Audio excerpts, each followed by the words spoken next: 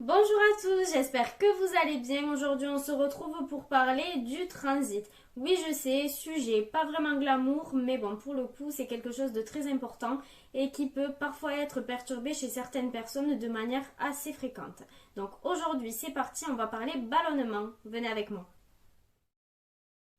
Les ballonnements peuvent être dus à une mauvaise alimentation ou une alimentation qui va être parfois trop riche en produits irritants, du style l'alcool, le café, les épices. Mais aussi, cela peut être dû à une alimentation qui va être tout simplement trop riche en graisse ou trop riche en sucre ou un combo de tout ça. Une alimentation qui peut être majoritairement constituée de produits industriels et tout ça va vraiment perturber le transit. Donc, petite astuce pour pouvoir lutter contre les ballonnements du côté alimentation, essayez de favoriser des repas qui soient équilibrés, qui ne soient pas trop riches en graisse ou trop riches en sucre, plutôt des produits de qualité et des produits que vous allez faire maison, des produits bruts et limiter du coup tout ce qui va être alcool, café, épices ou même les sodas du coup puisqu'ils sont gazeux et ils vont vraiment provoquer de l'air dans l'estomac, de l'air dans l'intestin et favoriser du coup des ballonnements qui peuvent être réguliers. Donc petit conseil, ayez une alimentation équilibrée. Autre cause, l'aérophagie, le fait d'avaler trop d'air. L'aérophagie peut être due à plusieurs types de produits que vous allez consommer.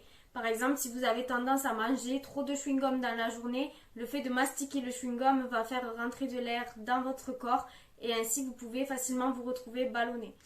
C'est le même cas par exemple pour les boissons gazeuses puisqu'elles contiennent du dioxyde de carbone.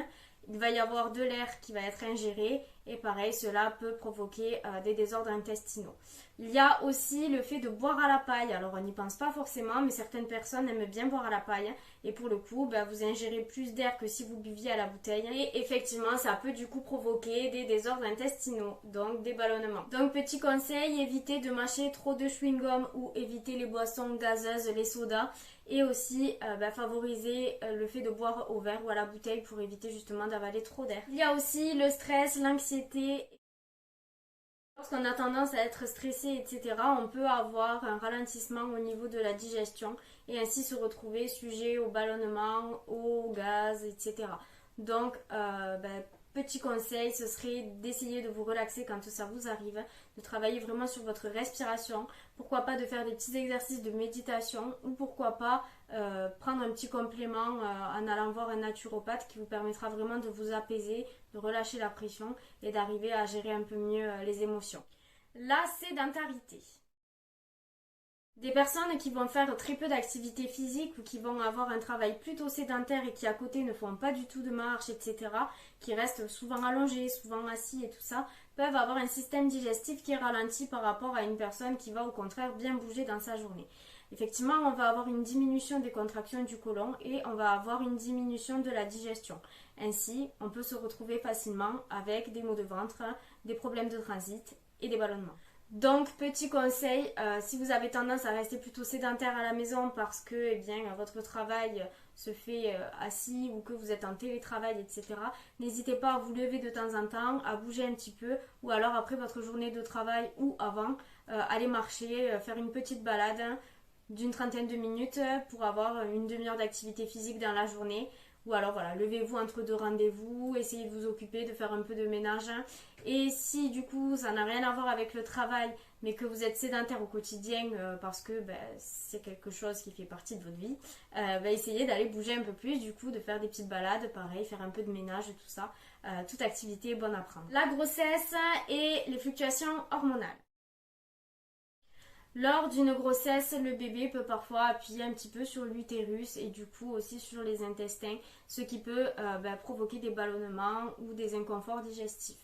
Quand on a la période de ces règles ou quand on est en période d'ovulation, etc., certaines femmes sont aussi sujettes au ballonnement tout simplement à cause des fluctuations hormonales. Donc pendant que ces choses-là arrivent, essayez vraiment de faire une alimentation qui vous soit bénéfique, c'est-à-dire éviter tous les produits qui vont être inflammatoires, irritants. Donc misez plutôt sur des légumes cuits, évitez les céréales avec trop de gluten, évitez de manger trop de lait ou de produits contenant du lait et éviter aussi tous les sodas, etc. et les plats trop copieux, trop gras, trop sucrés. Voilà, essayez vraiment d'avoir une alimentation qui soit facile à digérer et qui vous permette du coup de calmer ces inconforts-là. Parce que voilà, si on arrive à diminuer l'inflammation, déjà, ce sera bien. Les pathologies et les intolérances. Concernant les pathologies, eh bien parfois, certaines personnes peuvent avoir un cancer de l'estomac, un cancer du côlon, etc. Effectivement, dans ce type de maladie-là, on va avoir le système digestif qui ne fonctionne pas de manière optimale. Alors là, je ne pourrais pas trop donner de conseils si ce n'est de bien boire, de manger équilibré et d'éviter tout ce qui est irritant pour le système digestif. En plus de ça, certaines personnes ont des traitements comme des antibiotiques, etc. qui peuvent vraiment altérer la flore intestinale. Et après, pour les intolérances, du coup, il y a certaines personnes qui, soit par intolérance, soit par allergie, ne vont pas consommer certains aliments parce qu'ils vont leur provoquer des ballonnements, des flatulences, des crampes abdominales et tout ça. Donc là, vraiment, du coup, éviter ce type d'aliments-là et varier avec autre chose pour éviter ce type d'inconfort. Les fibres. Une insuffisance ou un excès de fibres peut être vraiment néfaste pour le système digestif et le transit. En effet, les fibres ont un rôle de régulation au niveau du transit. Si nous en avons pas assez, eh bien on peut se retrouver avec de la constipation. Si nous en avons trop, on peut se retrouver avec de la diarrhée et inversement. Ça marche dans les deux sens puisqu'elles ont vraiment un rôle de régulateur. Donc du coup, manger suffisamment de fibres, environ les apports en fibres sur la journée sont environ à 25-30 grammes. Donc n'abusez pas des légumes, des fruits, des céréales complètes, etc. Parce que sinon vous risquez de vous retrouver avec des ballonnements et avec des soucis de transit. Donc les fibres, c'est bien, mais en quantité raisonnable aussi. La dysbiose. Notre intestin est colonisé par des milliards de bactéries. Ceci dit, elles ne sont pas toutes mauvaises. Normalement, elles favorisent du coup un bon transit et elles permettent d'avoir une digestion optimale. Sauf que, des fois, il y a un déséquilibre en termes de flore intestinale et ainsi on peut se retrouver avec ce que l'on appelle une dysbiose. On peut se retrouver avec une augmentation de la flore bactérienne de putréfaction qui va du coup provoquer des inconforts, des gaz, parfois même une prise de poids. Et ensuite, on peut se retrouver aussi avec une diminution du nombre de bactéries totales dans l'intestin. Ainsi, dès qu'il y a un dérèglement à ce niveau-là, on peut se retrouver avec des soucis digestifs qui peuvent être handicapants au quotidien.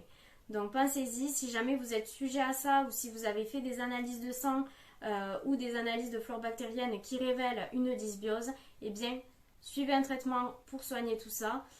Sinon, vous pouvez naturellement enrichir les bonnes bactéries de votre intestin grâce à des produits prébiotiques, probiotiques. Voilà, ça dépend si vous nourrissez les bactéries ou si vous apportez des nouvelles bactéries.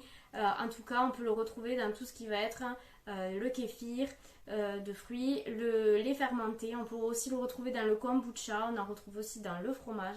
Il y a certains aliments fermentés aussi comme le chou, de la choucroute par exemple. Ces aliments permettent d'avoir un meilleur système digestif par justement l'augmentation et la qualité des bactéries qui sont naturellement présentes dans notre intestin. Voilà, on en a fini aujourd'hui avec les ballonnements. J'espère que cette vidéo vous aura aidé. Peut-être que grâce à cette vidéo, vous aurez compris pourquoi vous souffrez de ballonnements au quotidien et que vous arriverez du coup à améliorer tout cela. Moi, j'ai été très contente vraiment de vous présenter cette vidéo et mes petits conseils concernant les ballonnements. Si jamais vous avez des questions, n'hésitez pas à le mettre en barre de commentaires, j'y répondrai avec plaisir. En attendant, on se retrouve la semaine prochaine pour une nouvelle vidéo et n'oubliez pas de vous abonner. À bientôt!